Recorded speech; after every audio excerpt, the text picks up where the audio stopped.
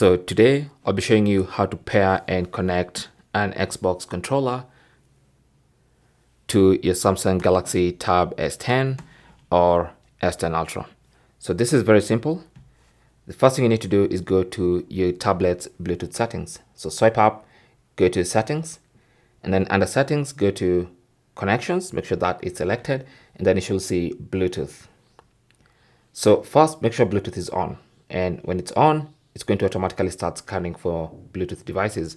So what you need to do is put the controller in Bluetooth pairing mode. And to do that, switch on the controller first. And then you want to press the pairing button, which is right here. So just long press that button. And when the controller light starts blinking rapidly like that, it means the controller is in Bluetooth pairing mode. So it should get discovered by your tablet.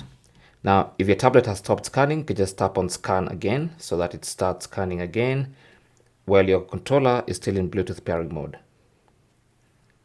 So it's currently scanning for nearby Bluetooth devices. So let's just wait and see. Let's do another scan. There you go. So Xbox wireless controller detected. So tap on it to pair. It's going to ask again to pair, so just tap on pair and it should get paired and connected. There you go. So you can see it says Xbox controller is now connected and the light of the controller stops blinking. So that means you're now ready to play any compatible games on your Galaxy Tab S10 or S10 Ultra with your Xbox controller. Thanks for watching. Don't forget to like and subscribe. And if you have any comments or questions, feel free to talk to us in the comment section. Good luck.